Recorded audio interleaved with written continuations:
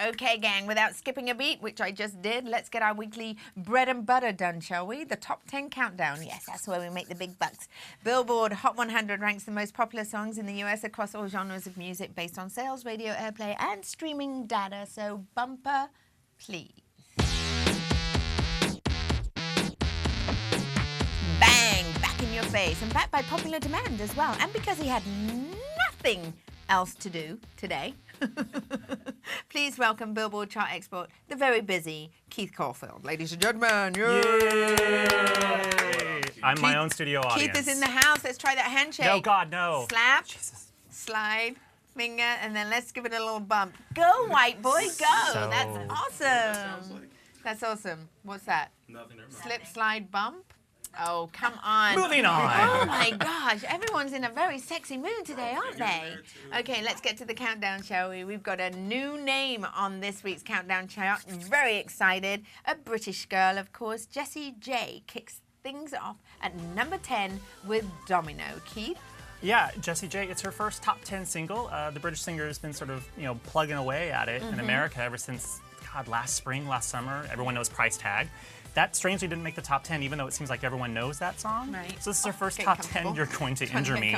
So it's first top 10 for Jessie J, had a big gain in sales and airplay, and we could see it move up even farther up the chart this week. A lot of fun stuff in the chart this week. I'm happy to see her in the top 10. I mean, she's been working her little British booty off for a very long time, and she's been hooking up with all these things. So I'm happy to see her. And she's very trendy, very swing out sisterish. Remember with the very sort of like Kathy Dennis, right? Do you remember? Kathy Dennis, Shakespeare, that whole sort of exactly, very start. much like that. Got it. Rapping at number 9 is Jay-Z's and Kanye West with Bleeps in Paris. Well, actually, I should get Azad to come in and say what that is. In Paris, okay, Bleeps in Paris collaboration album, Watch the Throne. I'm sure the boys aren't too happy that their song dropped 2 spots this week, but I'm sure they're very happy anyway.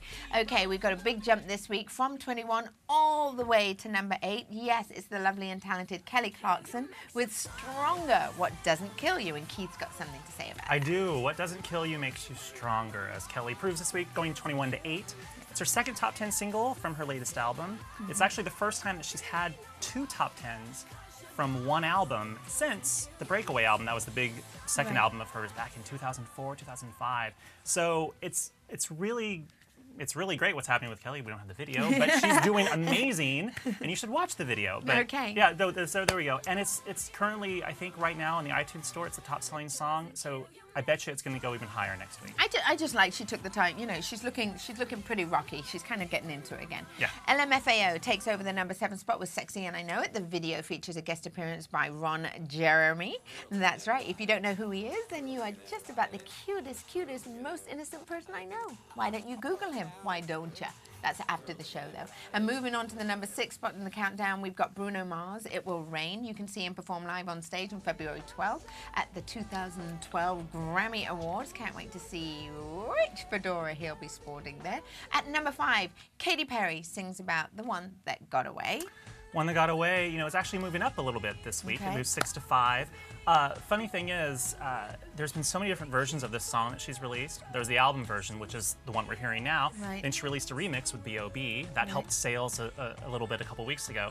This week, the sales go up a little bit more With the acoustic version Okay. that she released last week. So I don't think number 1's going to happen, but it's kind of fun to see how the chart measures each week, the little bumps and gains we see from the different versions that are released. So. All right, I love it when you get excited. The bumps and gains and excitement. The bumps and gains and excitement. One of my favorite new songs to groove to is Turn Me On by David Guetta featuring Nicki Minaj at number 4 this week. Yeah, big gain was in the top 4. It could even go even higher. It could surpass Super Bass, which peaked at number 3 for Nicki.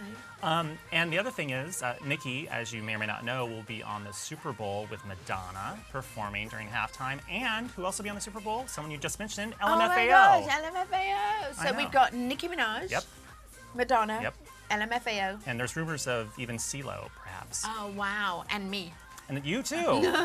There you go. Yeah, well, I'm definitely going to be there at that Super Bowl if they're all played. Again, at number 3, it's Flow Rider with Good Feeling, featuring the late and the great Etta James. Yeah, Etta James, passed away January 20th. We have a story up on Billboard.com about how everyone went and headed to iTunes to purchase a lot of her songs after she passed away. And one of her songs, At Last, actually debuts on our digital chart. It was one of the top selling songs of last week, had a huge game. A lot of people were thinking about her and going to iTunes to purchase some stuff. Oh, that's so sweet. I already had all her stuff. Well, of course. Well, it was her wedding song. Yeah, it was already, but I had everything, and I've got every cover that everyone's done of her song as well. So it's hard to believe that Rihanna actually got bumped off the #1 spot. Not such a surprise because that's what you predicted.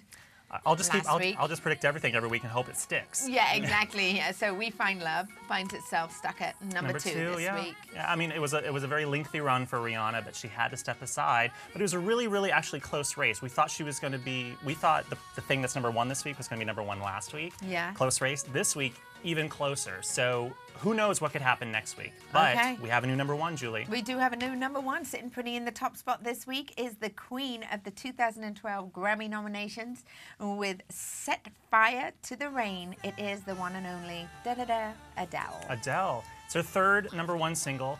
All three of the #1s have come from the 21 album, which is also, again, the #1 album on our Billboard 200 chart this week for the, wait for it, 17th week in a row. Wow. Not 17th week in a row, but 17th week total.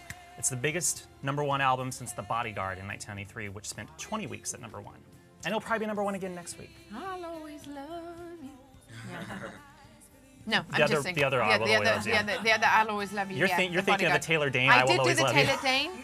I did, but what's the? And I. Yeah. Oh yeah, and I. Oh my God, I could just see you in the shower right now. Yeah, that's let's amazing. Not. And we're gonna move on, people. We're gonna move on. No, but thank you so much. Thanks for enlightening us. So new #1 next week. Could be not. All right. Well, that's this week's top 10 according to the Billboard Hot 100 chart. Thanks again. We'll see you next week as usual. Thank you, Julie. Do you want to do it again? Oh God, this is just so bad. There you go. They're giggling in the other room. We've even got the control room all cracking up at Keith going a little darker.